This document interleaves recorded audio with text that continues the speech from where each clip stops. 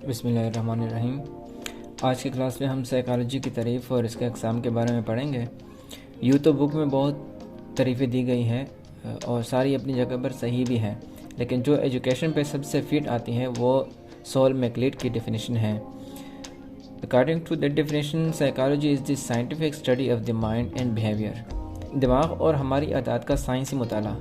साइंसी मुताला का मतलब यह है कि हम पहले किसी चीज़ को स्टडी करते हैं, स्टडी करते वक्त कोई मसला दरियाफ़त करते हैं, उसके बाद हम उसका मुशाहदा यानी ऑब्ज़र्वेशन करते हैं, फिर उसको मुख्तलिफ़ तरीक़ों से टेस्ट और तजुर्बा करके आखिरकार कोई नतीजा आहाज़ करते हैं।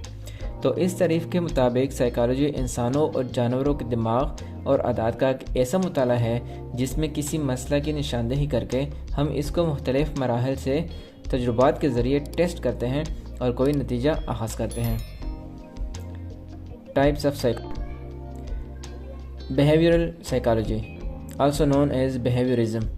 It is the study and analysis of observable behavior. इसमें हम वो अदात स्टडी करते हैं जो हम वाज़ेह तौर पर देख या मुशाहदा कर सकते हैं, और इन अदात से एक इंसान की ज़िंदगी पर क्या असर पड़ता है वो भी हम इसी किस्म में पढ़ते हैं। मसलन एक बच्चा अगर टेस्ट में अच्छे नंबर लेता है, इनाम मिलते हैं उसको, फिर वो कोशिश करेगा कि आगे भी ऐसे ही हो। अब इस बिहेवियर को तमाम बच्चों ने नोट किया और वो भी ऐसी कोशिश करेंगे। ऐसा क्यों होता है और इसका रिज़ल्ट क्या आता है, बेसिकली ये चीज़ हम इस ब्रांच में स्टडी करते हैं। Cognitive psychology. Cognitive psychology focuses on internal mental states.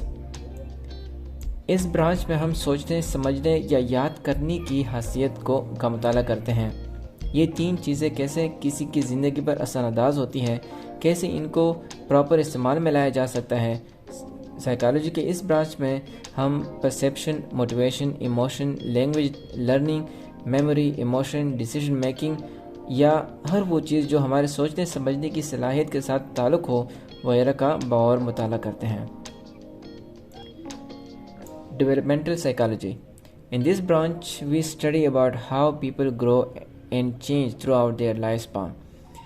इस ब्रांच में हम ग्रोथ और डेवलपमेंट को स्टडी करते हैं।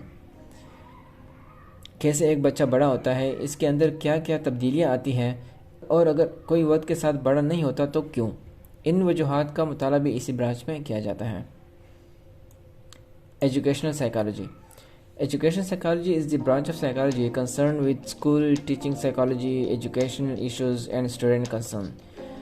एजुकेशनल साइकोलॉजी बज़ात खुद एक अलग ब्रांच नहीं है, बल्कि ऐसे ब्रांचेस जिनका बच्चों और टीचर के बिहेवियर के साथ ताल्लुक़ हो, इसमें स्टडी किया जाता है, जैसे कॉग्निटिव डेवलपमेंट और बिहेवियरिज्म।